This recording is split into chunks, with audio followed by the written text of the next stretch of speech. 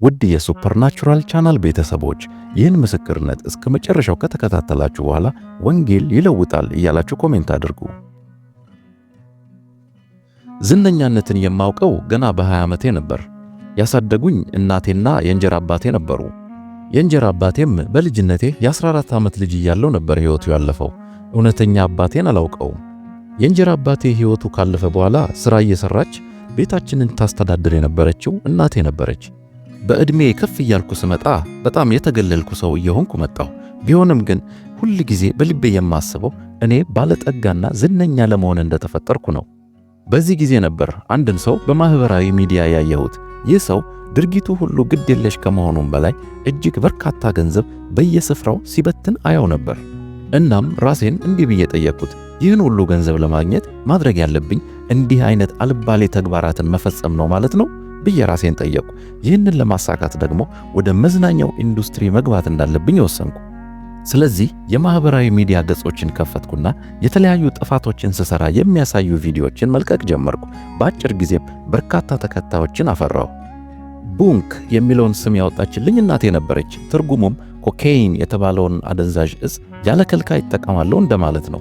ዝነኛና ሀብታም መሆን በጣም ነበር የምፈልገው። በ20 ዓመቴ ሕይወት ከባድ በትሯን በእኔ ላይ ማሳረፍ ጀምራ ነበር። ከ5 እህትና ወንድሞቼ ጋር ያለ አባት በእናታችን አሳዳጊነት ነበር ሕይወትን የተጋፈጥናት። የእንጀራ አባቴ የነሱ ወላጅ አባት ስለነበረ የኔ አባት ደግሞ ስለማላውቀው ገና ከልጅነቴ የገጠመኝ የስሜት ስብራት ከባድ ነበር። በዚያው በ20 ዓመቴ የጋንግስተሮች ወይም የወሮበሎችን ቡድን ተቀላቀልኩ። በዚያ ቡድን ውስጥ ሆኜ የምሰራቸውን ጥፋቶች እየሰራው መቀጠሌ ታዋቂነትን ለማትረፍ የሚረዳኝ ስለመሰለኝ በክፉ ተግባሮች የቀጠልኩባቸው። በሱፐርማርኬቶች፣ በመኪና ማቆሚያዎች፣ ባገኘሁበት ቦታ ሁሉ ረብሽ ነበር። ያ የ20 ዓመት ታዳጊ ወጣት በየንግድ ስፍራውና በየጎዳናው እየጮኸ ሰላምን ሲያውክ ያየው ማንኛውም ሰው በውስጡ አንዳች ችግር እንዳለ መገመት አያስቸግረውም። እውነታውም ይኸው ነበር። በልቤ ያለውን ባዶነትና በአባቴ ተበድያለሁ የሚለው የቁጭት እንዲሁም የብስጭት ስሜት ነበር ወደዚያ አይነት ወሮበላነት የመራኝ። አደንዛዥ እጾችንም ስወስዳቸው ስሜቴን ስለሚያደነዝዙልኝ በውስጤ ያለውን ሕመም ለጊዜው እንዳይሰማኝ ያደርጉኝ ነበር። ስለዚህም ደጋግሜ ልወስዳቸው ፈልግ ነበር።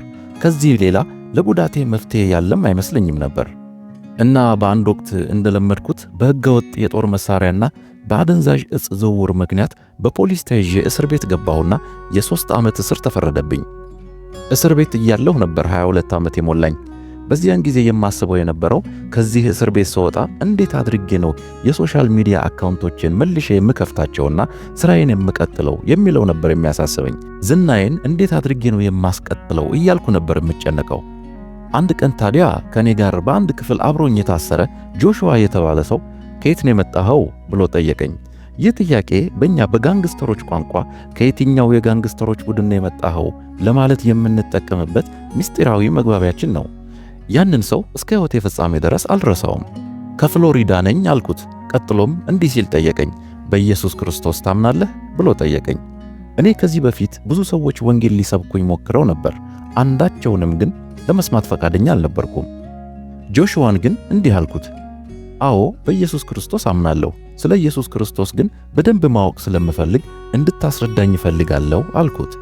እርሱም ፈቃደኛ ሆነና መጽሐፍ ቅዱስን በሚገባ አስተማረኝ። እግዚአብሔር ኃጢአትን እንደሚጠላና እንደኔ አይነት ኃጢአተኞችን ግን እንደሚወድ በሚገባ አስረዳኝ።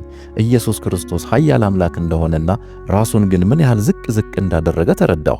ከዚህም ትሕትናን ተማርኩ። ከዚያ በፊት ዝነኛ ስለነበርኩ ለራሴ የምሰጠው ግምት የተጋነነ ነበር። አሁን ልቤ መለወጥ ጀመረ። ከዚህ ቀደም እጅግ ብዙ ኃጢአት ሰርቻለሁ። በርካታ ሰዎችንም የሚጎዱና የሚያሳዝኑ ተግባራትን ፈጽሜያለሁ። ይህንን የወንጌል የምሥራች ቃል ስሰማ ግን ጌታ ኢየሱስ ክርስቶስ ወደዚች ዓለም የመጣው በመስቀል ላይ ሞቶ እንደኔ አይነት ኃጢአተኞችን ለማዳን መሆኑ ገባኝ። ይቅርታና ምሕረት የማይገባኝ ሰው ነኝ። ጌታ ኢየሱስ ክርስቶስ ግን ምሕረትና ይቅርታን ያገኙ ዘንድ እርሱን ለሚቀበሉትና ለሚጠይቁት ሁሉ ምሕረትና ይቅርታውን ሊሰጣቸው ፈቃደኛ እንደሆነ ከቃሉ ተረዳው። ልቀበለውም ፈቃደኛ ሆንኩ። ጌታን ተቀበልኩ። ከዚያ አንድ ቀን ፍራሼ ላይ እንደተኛው ወደ እግዚአብሔር መጸለይ ጀመርኩ። ሳላስበውም መዘመርና እግዚአብሔርን ማምለክ ጀመርኩ። በክፍሌ ውስጥ ሆኜ ነበር የምዘምረው። ነገር ግን ድምፄን ከፍ አድርጌ ስለነበረ አብዛኞቹ እስረኞች ያዳምጡኝ ነበር። የምዘምረውም ኢየሱስ ይወዳቸዋል፣ ስለ ኃጢአታችን በመስቀል ላይ ሞቶልናል፣ ለዘላለም ሁል ጊዜ ከኛ ጋር ነው እያልኩ ነበር የምዘምረው።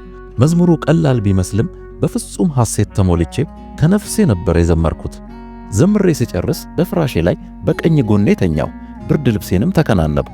ወዲያው ግን ተንሰቅስቄ ማልቀስ ጀመርኩ። ምክንያቱ ምን እንደሆነ ባላውቅም ከፍተኛ ሐዘንና ጸጸት ተሰማኝ። ወዲያው በግራ ትከሻዬ ላይ አንድ እጅ ሲነካኝ ተሰማኝ። የነካኝ እጅ የተለመደ የሰው እጅ አልነበረም። እጅግ ለስላሳ ሲሆን በትንሹ ጀምሮ እየተለቀ ይመጣ ነበር። ያ እጅ ከነካኝ ቅጽበት ጀምሮ መጽናናት ተሰማኝ።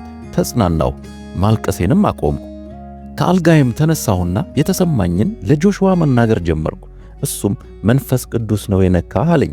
ፍጹም ደስታና ሐሴት ሁለንተናዬን ሞላው፣ ተቆጣጠረው። ከዚያ በኋላ ላገኘሁት ሰው ሁሉ ይህንን የጌታን ድንቅ ሥራ እመሰክራለሁ፣ በዝማሬም ጌታን አገለግላለሁ። እኔ በሕይወቴ በብዙ አስከፊ ሁኔታዎች ውስጥ አልፌያለሁ። ከዚያ ሁሉ ሁኔታ ያወጣኝ እግዚአብሔር ነው። እናንተም ዛሬ ወደ ጌታ ኢየሱስ ክርስቶስ በእምነት ብትመጡና ብትቀበሉት ካላችሁበት ከማንኛውም ሁኔታ ሊያወጣችሁ ይችላል። እግዚአብሔር ኃጢአተኞችን ሂዱና ኃጢአታችሁን ታጥባችሁ ኑ አላለም። ንቅሳታችሁን አስወግዳችሁ ኑ፣ ልብሳችሁንም ቀይራችሁ ኑ ወዘተ ወዘተ አላለንም። እግዚአብሔር የሚፈልገው ልባችንን ነው። በእውነተኛ ንስሐ ከልባችን ከክፉ መንገዳችን ወደ እርሱ እንድንመለስ ነው የሚፈልገው። ይህን ስናደርግ ደግሞ በዓለም ያሉ ሰዎች እንደተሞኘን ሊቆጥሩን ይችላሉ። ይህ ሊሆን ግድ ነው፣ ምክንያቱም የእግዚአብሔር ጥበብ ለሰዎች ሞኝነት ነውና። ሌላው ደግሞ ጌታን ከማወቃችሁ በፊት የነበራችሁ ባህሪና አንዳንድ ክፉ ልማዶች በአንድ ጊዜ ከውስጣችሁ ላይጠፉ ይችላሉ። አካሄዳችሁን በየቀኑ ከጌታ ጋር እንደ ቃሉ ለማድረግ ወስኑ እንጂ ጌታ ጸጋውን ያበዛላችኋል። የት እንደገባ ሳታውቁት ከውስጣችሁ ሲጠፋ ታዩታላችሁ። እግዚአብሔር የሁላችንንም ጅማሬና ፍጻሜ ስለሚያውቅ በሕይወታችን ጅማሬና ፍጻሜ መካከል ያሉብንን ድካሞቻችንን ሁሉ ያውቃል።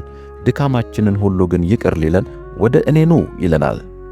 ኑሯችን፣ አኗኗራችን ሁሉ እርሱን በመከተል በቤትም በቤተ ክርስቲያንም አኗኗራችን ተመሳሳይ እንዲሆን ይፈልጋል።